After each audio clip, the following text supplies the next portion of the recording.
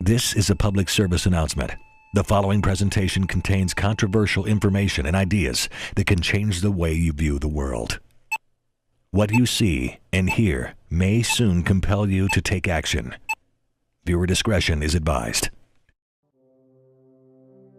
Throughout history, a humble yet vitally important plant has contributed to the health and prosperity of civilizations both ancient and new.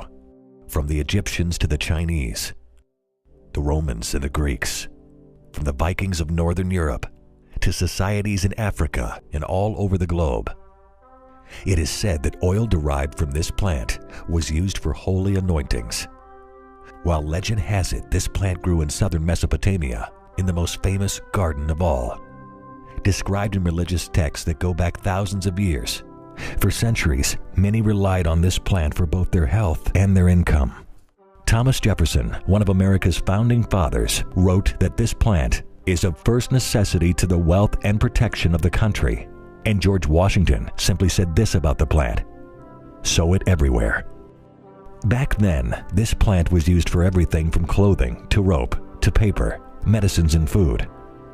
Little could anyone imagine back then what would happen nearly 2 centuries later in 1937, when the plant some call the Genesis plant, more commonly known as hemp, would be demonized like no other plant in history. In the late 1930s, new technologies had arrived, promising to make hemp a cheap and eco-friendly alternative to the toxic methods used to make paper and synthetic fibers. Hemp looked ready to become the go-to source for the manufacture of building materials, textiles, paper, and plastics. Hemp played a vital role in the U.S. economy until a vicious propaganda campaign was launched in the 1930s by newspaper tycoon William Randolph Hearst. You see, Hearst didn't just own 22 daily newspapers and 15 weekly papers from coast to coast. He owned the lands that grew the trees which fed his paper mills. His entire empire was threatened by hemp. And so it began. A sinister plot was seemingly hatched to slander, denounce, and literally crucify hemp by associating it with the term used in Mexico for the plant marijuana. Hearst published made-up horror stories about marijuana for years, calling it an evil weed. Propaganda films like Reefer Madness and Assassin of Youth were produced.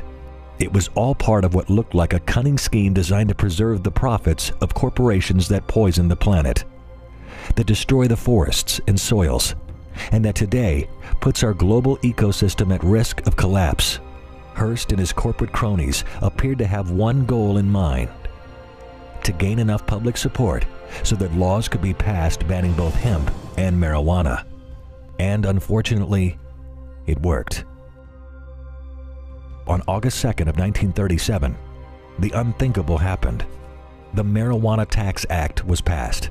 The law imposed heavy taxes on hemp farmers. It made cultivation or any use of the hemp plant economically unfeasible. Hemp farming in America came to a grinding halt, and with it, the hope for a cleaner and better world. It was a dagger in the heart of an amazing plant, and a betrayal of you and the values you hold dear, of your family and generations to come. It was and is an American betrayal. The good news? All this is about to change thanks to what you will soon discover. Consider the following statement issued in a recent Congressional Research Service report. Although marijuana is also a variety of cannabis, it is genetically distinct from industrial hemp and is further distinguished by its use and chemical makeup. While a dark chapter in America's history may have begun in 1937, today, right now, we are witnessing the end of an era that never should have been. At a time when millions struggle financially, barely getting by, and millions more suffer with pain.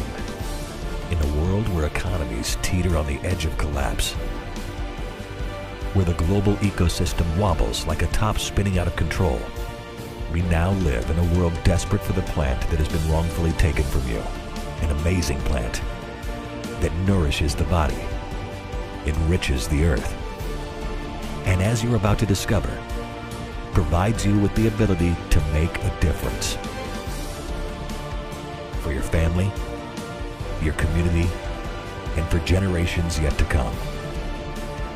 Be prepared to witness a story of rebirth, of cultures and economies, of your life and the life of our precious planet Earth. All thanks to what we like to call the Genesis plant.